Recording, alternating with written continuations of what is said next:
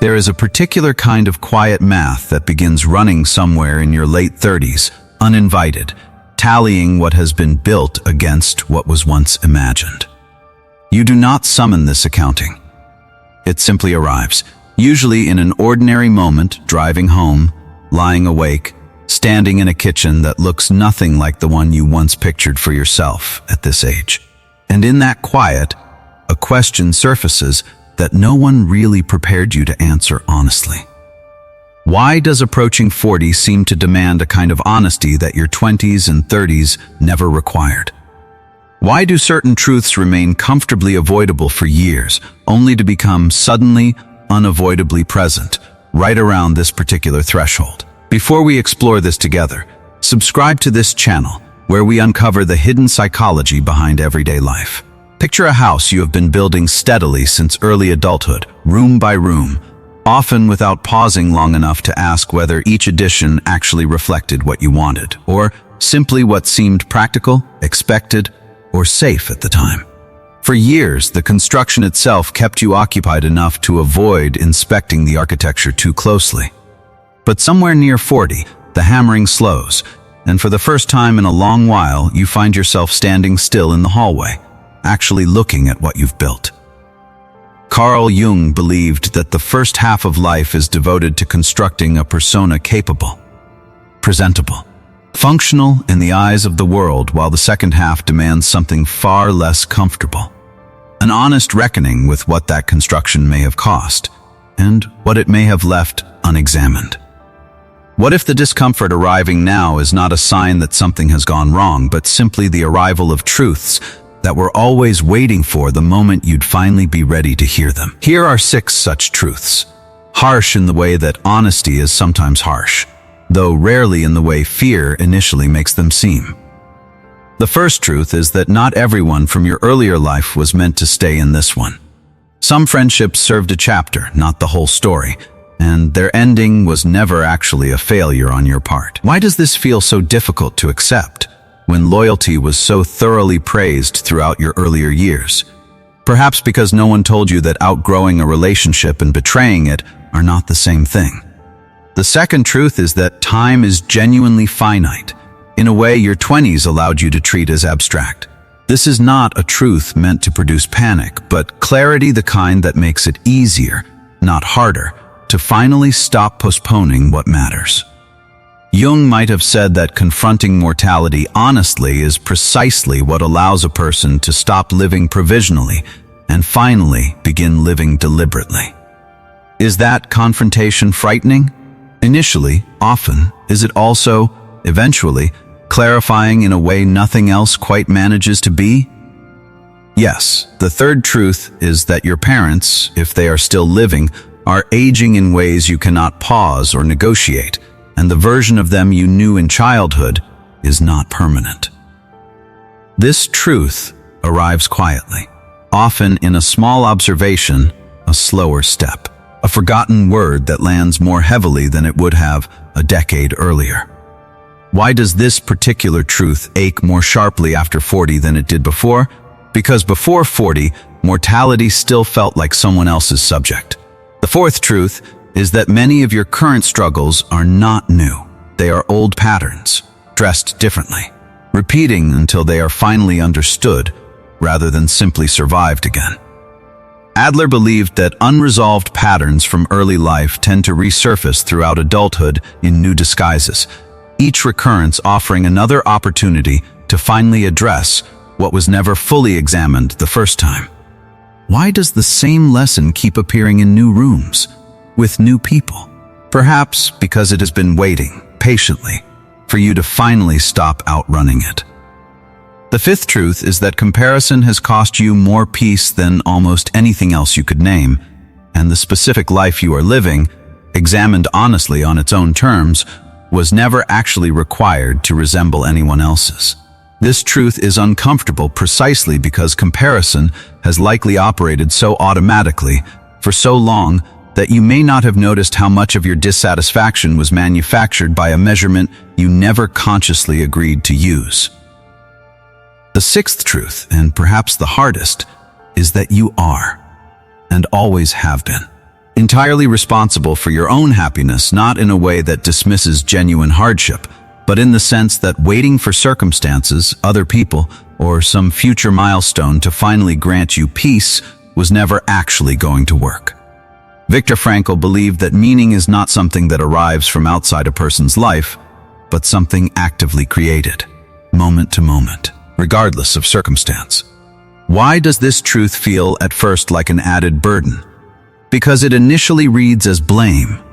But is it actually blame? Or is it, more precisely, the return of a power you had quietly, unconsciously handed away?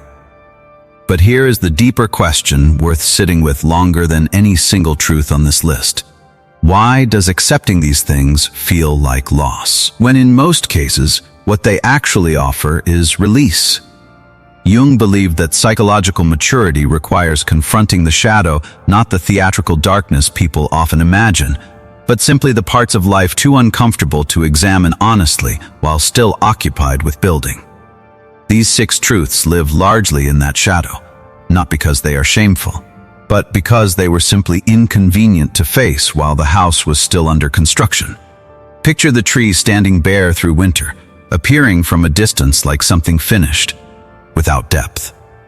Beneath the surface, unseen, the roots continue their patient widening in the dark. Is the discomfort of accepting these harsh truths truly a loss of something valuable? Or is it simply the visible cost of roots finally growing deep enough to support a fuller, steadier version of the life you are actually living, rather than the one you were quietly performing? This is the turn worth making gently here. Accepting these truths is not resignation. It is closer to what Jung called individuation, the long, uneven process of aligning your inner understanding with the actual conditions of your life, rather than the idealized version you built in your 20s without the benefit of this particular vantage point. Individuation rarely feels graceful at this stage. It tends to feel, initially, like grief for a version of life you are finally releasing. Only later does it begin to feel like solid, honest ground. So how do you actually hold 6 truths this heavy without becoming overwhelmed by all of them at once?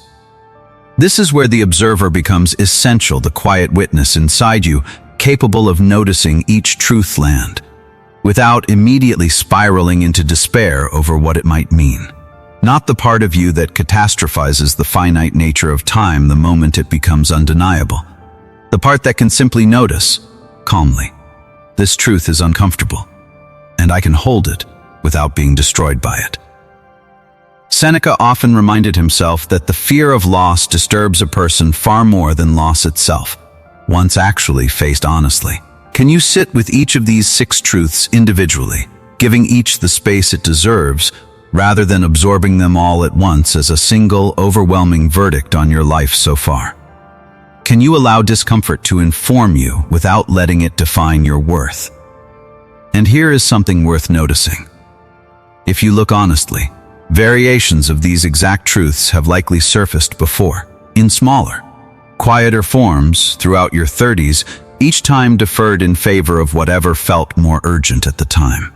Why does life seem to insist on this same reckoning, again and again, until a particular threshold finally makes further postponement impossible? Jung believed that whatever remains unconscious in us tends to reappear in our lives as pattern, as recurring invitation, until it is finally met directly rather than avoided once more. Perhaps 40 is not truly a deadline. Perhaps it is simply the point at which avoidance itself finally becomes more exhausting than acceptance. So what does accepting these truths actually look like in ordinary, undramatic practice? Not something dramatic. Not a single sweeping transformation completed in a single afternoon. It might look like releasing a friendship gently, without guilt, simply because its season has honestly ended. It might look like calling a parent more often, not from fear, but from a clear-eyed appreciation of time's genuine limits. It might look like recognizing an old pattern the moment it resurfaces, and choosing, this time, to respond differently. It might look like sitting alone in a quiet room and realizing, with some surprise, That peace no longer requires anyone else's permission to arrive. None of this arrives with fanfare. Jung once suggested that people will do almost anything to avoid the discomfort of genuine self-examination, and if that is true, then simply accepting these 6 truths honestly, without softening them into something easier to swallow, may already be one of the more significant undertakings a person can commit to. Return, for a moment, to that house built steadily since early adulthood, now finally being examined honestly rather than simply expanded further. Imagine standing in its hallway now, not to tear down what you've built, but simply to finally see it clearly, its genuine strengths, its honest limitations, its very real capacity to still be shaped further, if you're willing to keep building with more intention than before. And so, we return to the question beneath all 6 truths, beneath every comparison released, every old pattern finally recognized, every borrowed timeline quietly set down. What actually remains of you, once these truths are no longer avoided, but fully accepted? What remains when your life is finally measured by its own honest terms, rather than the terms you inherited without ever consciously choosing them? Jung offered an answer that has outlasted him by nearly a century. Until you make the unconscious conscious, it will direct your life, and you will call it fate. Perhaps these 6 truths were never meant to arrive as punishment. Perhaps they were simply waiting, patiently, for the version of you finally capable of hearing them without flinching.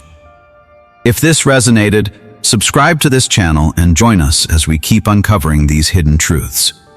Which of these 6 truths do you find hardest to accept? And which one feels closest to something you've already begun living? Write it in the comments below, and let that house, wherever it stands in you, finally be seen exactly as it is.